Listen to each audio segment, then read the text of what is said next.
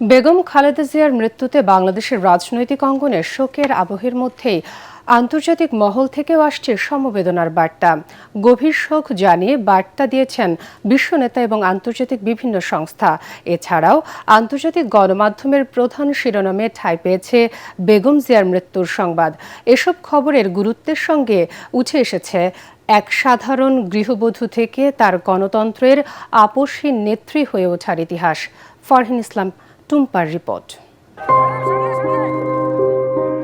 বাংলাদেশের তিনবারের প্রধানমন্ত্রী ও বিএনপি চেয়ারপারসন বেগম খালেদা জিয়ার মৃত্যুর খবরে শোকবার্তায় ছেয়ে গেছে সামাজিক যোগাযোগ মাধ্যমগুলো। সাধারণ মানুষের পাশাপাশি শোক ও দুঃখ প্রকাশ করে বার্তা দিয়েছেন বিশ্ব নেতৃবৃন্দ।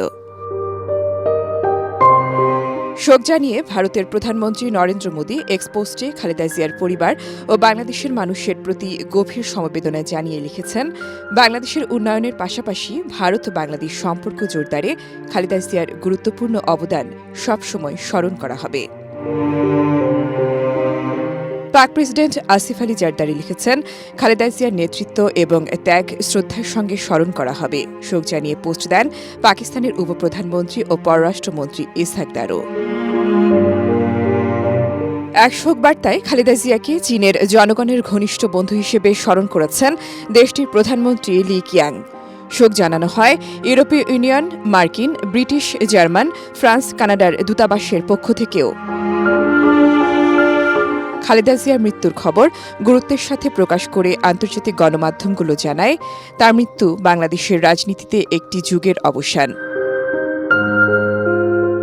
তার প্রয়াণে দেশজুড়ে এবং প্রবাসী বাংলাদেশিদের মাঝে শোকের ছায়া নেমে এসেছে।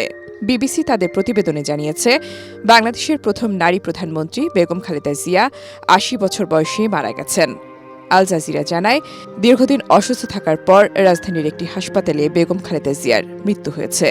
বার্তা সংস্থা রয়টার্স জানায়, ১৯৮১ সালে এক সামরিক অভ্যুত্থানে স্বামী জিয়াউর রহমানের মৃত্যুর পর বিএনপিকে টেনে তোলেন তিনি।